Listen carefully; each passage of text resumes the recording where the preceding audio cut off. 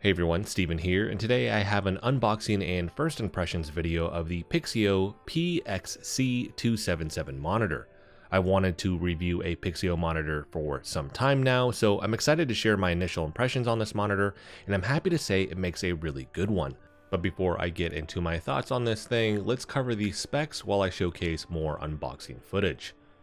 The PXC277 monitor is a 27-inch 1500R curved 1440p VA panel monitor with a 165Hz refresh rate and a 1 millisecond gray-to-gray response time.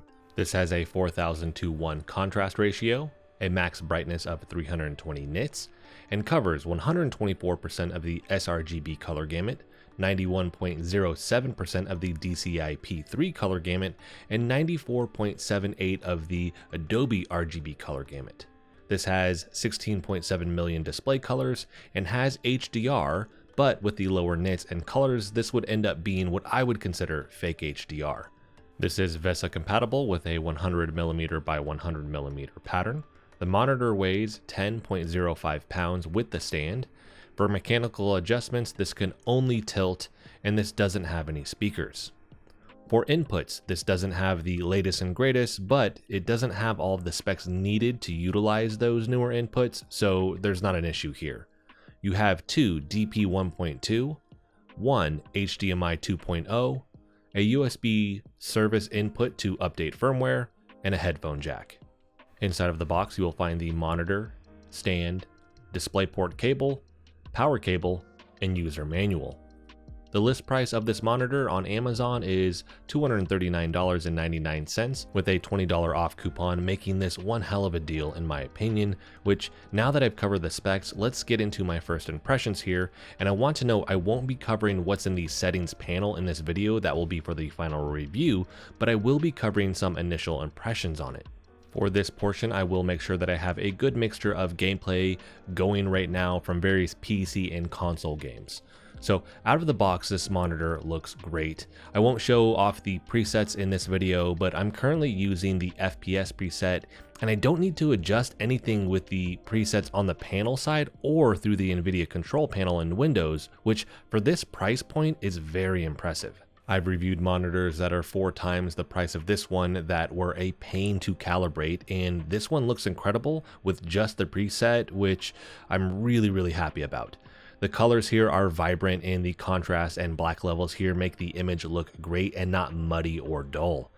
Next, the 1 millisecond gray-to-gray response time here is another area where I've been impressed with this monitor, as the UFO test here shows very minimal ghosting that I think most people probably aren't even going to notice unless you're just a more hardcore or extreme enthusiast when it comes to PC monitors. So I'm going to throw Samsung under the bus here because the G5 monitor review is the most popular video on my channel, and with that being roughly $275 to $300 for the 27-inch model, my review was actually for the 32-inch, but looking at that 27-inch model, it's a couple years old at this point, but I would actually easily take this monitor over that one unless I just really wanted the 1000R curve that monitor has. The Pixio here is brighter, has more vibrant colors, is easier to calibrate, and outperforms the G5 on the response time side, all at a cheaper price point. The G5 to me has more visible ghosting than the Pixio does. The G5 is a 1 millisecond MPRT motion picture response time, and the Pixio here is a 1 millisecond gray-to-gray response time, which is faster, so it just has less ghosting than the G5. And I'm actually going to pick on another Samsung monitor, the Neo G7 43-inch smart monitor. I'm currently working on the review for that, and the Pixio has been way easier to calibrate than that monitor. That one has been really tough to nail down the look with. I've spent a ton of time with it, and it's just nice when you can just pull a monitor out of the box, set it up, and it's just, for the most part, good to go. I've sunk in, like I said, a ton of time with the Neo G7 43-inch smart monitor, to the point where now I'm quite frustrated with it because it's just so much time that I'm putting in this thing to try to get it to look just as good as the Pixio does out of the box. The Pixio actually has a faster response time than that monitor as well, and that monitor is normally $1,000. So that's something that I think the Samsung should have better performance at the price, but I'm also just extremely impressed again by how well the Pixio performs at a much cheaper price point. Now I can't do a direct comparison because that's a 43-inch mini LED monitor with local dimming and smart features, but it just blows me away that this monitor crushes a newer monitor like that when it comes to the colors, calibration, and response time. This also comes in a 32-inch version, the PXC277. I prefer 32-inch monitors, so if I did this again, I'd probably get one of those. And as long as it performs just as this one does, and it has the same specs outside of the pixel density changing because you do have a 32-inch size versus a 27-inch size, that's my sweet spot for monitors. So it should perform very well. It should have the same fast response time, minimal ghosting, amazing colors, and everything else. Moving on though, let's get back to performance. And this has made such a great first impression, and I don't really see that changing for the final review. I mean, some things may pop up, but as of right now, this is just an incredible monitor. And that performance also translates to consoles. And although it doesn't have the HDMI 2.1, it doesn't really need it here as this is displaying 1440p or upscaling to 4K, and it's still able to hit 120 Hz with the latest consoles. I still need to test out the HDR on consoles, but again, this isn't real HDR with the lack of the higher nits and full array local dimming, so it's not something I expect a lot of people are going to be using on this monitor in general.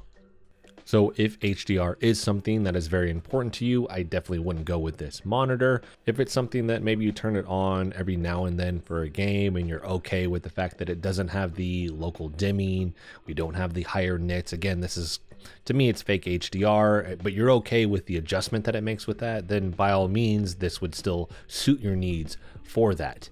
Now again, smaller details and quirks might pop up along the way as I spend more time with this for the final review, but if you don't want to wait, I have no problem recommending this monitor after only 2 weeks. Typing and watching content on this has been great as well, with no issues when it comes to text clarity, and blacklight bleed here is minimal, with color banding being minimal as well. For the price, I wouldn't expect speakers, and honestly, I rarely use monitor speakers, so the fact that this doesn't have it isn't a big deal to me. The VESA mount is appreciated here, and I will be mounting this and showcasing that in the final review. The stand is adequate, and it's basically what I would expect at this price point. It doesn't feel very flimsy, but it doesn't have any extra bells or whistles on it or anything like that. It's just kind of a standard stand. The 1500R curve here is nice. I like that. It's minimal enough that it still feels really good on the eyes. It's not extreme like a 1000R curve. So it still makes sense with a smaller size monitor. A 1000R curve makes sense at like a 49-inch size, right? Where you get the ultra wide, you really get to experience that whole curve. At 27 inches, the 1000R curve to me seems a little bit weird, but here the 1500R feels great. And after using a flat OLED for a while, it's been nice to switch back to a curved monitor. I always forget how much I just really enjoy curved monitors.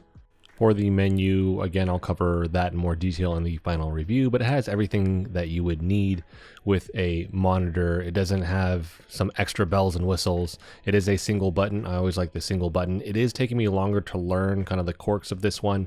But again, you have everything that you would need in the menu here. I'm just having to learn how to navigate this a little bit more with this single button just because the setup is different than other ones that I've used in the past. But again, it has everything that you would need here, and that's great.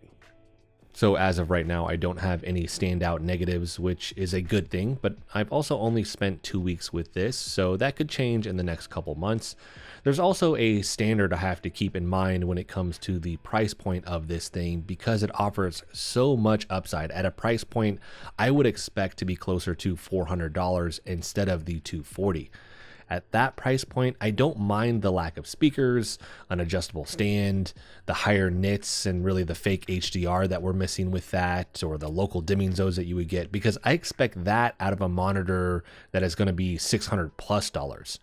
Under $600, I expect that some of those things won't be there, and I'm okay with that as long as performance delivers. And with some monitors that I've reviewed in the past, they had a lot of those things missing, and then they didn't deliver on the performance side. So that's always a bummer when you spend that kind of money and then, hey, this thing has, again, horrible ghosting, the colors don't look great, you have to spend a ton of time calibrating it.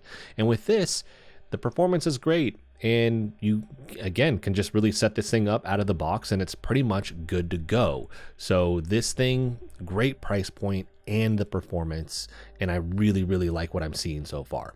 Now I'll have my full review out in the next month or two, so keep an eye out for that. In the meantime, if you do have anything you'd like me to cover in that final review, let me know in the comment section. I'll have a link for this in the description if you want to pick it up, and as always, if you like the video, hit the like button for me. If you want to continue to follow along with all my content, like the upcoming review for this monitor, hit the subscribe button for me, and I'll see you in the next video.